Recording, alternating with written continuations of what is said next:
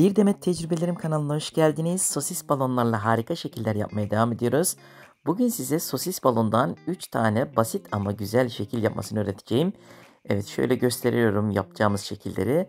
Önce bir kalp yapacağız. Evet, şöyle kalbimizi gösteriyoruz. Çok güzel görünüyor. Bu kalbimizi bir tane balondan yapıyoruz. Şöyle kırmızı bir balon kullanacağız. Evet. Kalbimizi şöyle yan tarafa bırakalım. İkinci yapacağımız şekil kuğu yapacağız. Şöyle mavi bir kuğu yaptım, bakın gösteriyorum. Pembe bir kuğu yapacağız. Tek balondan yapıyoruz yine bunu. Üçüncü yapacağımız şekil ise basit bir çiçek yapımını göstereceğim.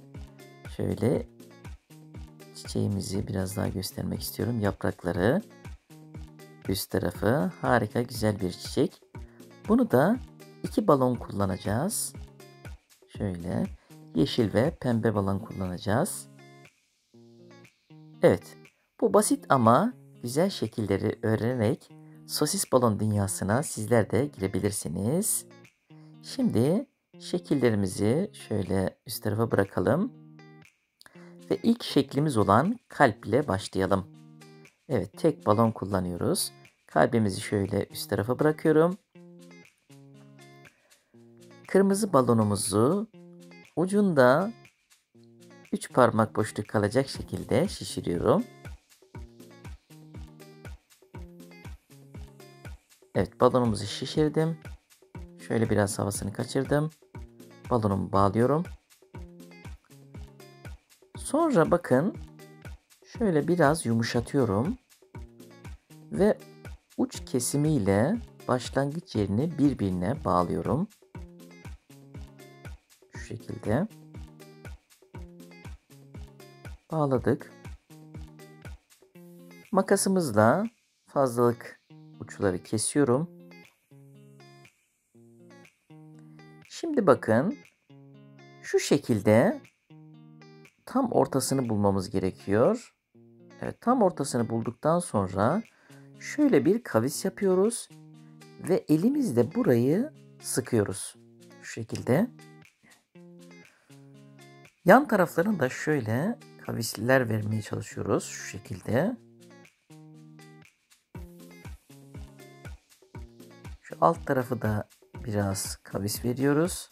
Şu şekilde. Son bir kez daha uç kesimini şu şekil yaptık. Ve şöyle büktüm, bakın. Ucunu şöyle tekrar sıktım. İki tarafa da kavisler vermeye devam ediyorum. Şu şekilde. Ve kalbimizi tamamlamış olduk. Bakın çok basit.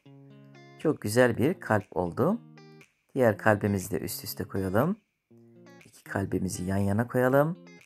Çok şirin, güzel bir kalp oldu. Evet, ikinci şeklimize geçelim. Kuğuyu gösteriyorum şöyle. Bu kuğumuzun yapımı da zor değil, kolay. Evet, şimdi pembe balonumuzu, kuğumuzu şöyle üst tarafa bırakalım. Pembe balonumuzu ucunda 3 parmak boşluk kalacak şekilde, 3-4 parmak boşluk kalacak şekilde şişiriyorum. Balonumu bağlıyorum. Evet, şöyle yumuşattım. Bakın 4 parmak boşluk bıraktım. Şöyle biraz yumuşattım. Şimdi bakın toplamda 10 parmak kalacak şekilde uç kesiminden katlıyorum, bakın. Uç kısmından 10 parmak katladım. Bu katladığım yer ile ilk bağladığım yeri aynı anda şöyle çevirerek sabitliyorum. Şu şekli aldı, bakın. Şimdi bakın şöyle orta yerini bulup bakın şu şekilde 2 parçaya ayırıyorum.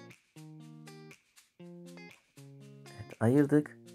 Bunlardan bir tanesini diğerinin içinden şu şekilde sokuyorum. Birisi kuyruğu olacak, diğerleri de kanatlar olacak.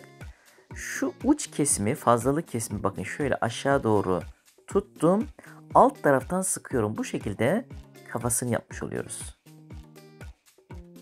Evet. Şu kısmı da evet araya sokuyorum şu şekilde.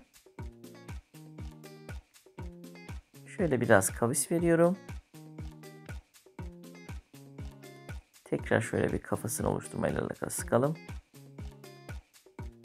Evet. Evet, bu kısmı araya soktuk. Ve kuğumuzu tamamlamış olduk. Gördüğünüz gibi çok şirin güzel bir kuğu oldu. Diğer kuğumuzu da yanına alalım.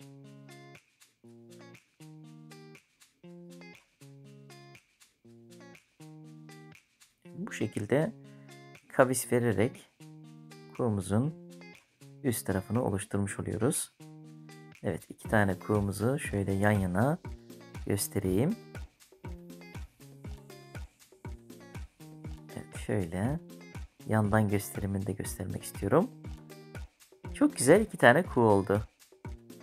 Sizler de bu kuğularla güzel bir etkinlik yapabilirsiniz. Sosis balon dünyasına bu şekillerle girebilirsiniz.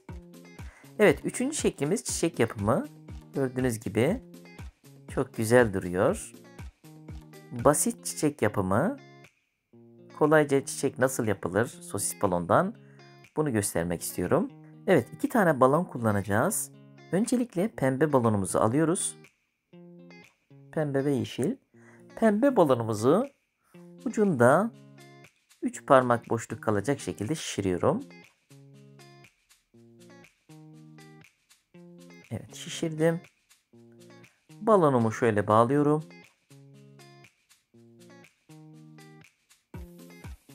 Şöyle bakın ucunda 2 parmak boşluk kalacak şekilde ve bu uç kesimiyle başlangıç yerini birbirine bağlayarak sabitliyorum. Bir yuvarlak yapmış olduk böyle. Fazlalıkları makasla kesiyorum.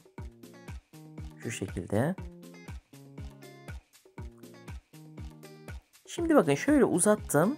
Orta yerini buldum. Orta yerle başlangıç katlanan yeri aynı anda tutup çekip çeviriyorum. İki parçaya ayırdım. Sonra bu iki parçayı üst üste getiriyorum. Evet. Şu şekilde bakın tekrar gösteriyorum. Üst üste getirdim. İkisinin orta yerini buluyorum. Ve şu şekilde katlıyorum. Yani 4 tane eşit yuvarlağa çevirmiş olduk. Evet, şöyle biraz yan yaparak kavis veriyorum. Çiçeğimizin dalları olmuş oldu. Orta kısmını yapacağız. Yeşil balonumu alıyorum. Ucunda 3 parmak boşluk kalacak şekilde yeşil balonumu şişirdim. Balonumu bağlıyorum. Şimdi şöyle ufak bir yuvarlak yaptım. Başlangıç yeriyle bu katladığım yeri aynı anda tutup çekip çeviriyorum. Bunu orta kısma getiriyorum. Şu şekilde. Şöyle alt kısma alıyorum. Evet, gördüğünüz gibi. Şimdi yapraklarıyla alakalı, dalındaki yapraklarıyla alakalı şöyle bir Z şeklini yaptım bakın Z şekli. Şöyle bir Z şekli. Bunun tam ortasından üçünü aynı anda kıvırıyorum ve yaprakları da oluşmuş oluyor. Böylece çiçeğimizi de bitirmiş olduk. Evet, diğer çiçeğimizi de yan tarafa alalım. İki çiçeğimizi şöyle gösteriyorum. Harika şekiller oldu. İzlediğiniz için çok teşekkür ederim. Abone değilseniz abone olur, like atar ve videomu paylaşırsanız çok memnun olurum. Bu şekillerin ayrıntılarını daha önceden anlatmıştım. Bu 3 basit şekli birlikte anlatmak istedim. Daha fazlasıyla alakalı kanalımdaki sosis balon atölyesini ziyaret edebilirsiniz. Bir sonraki videomda görüşmek üzere. İyi günler.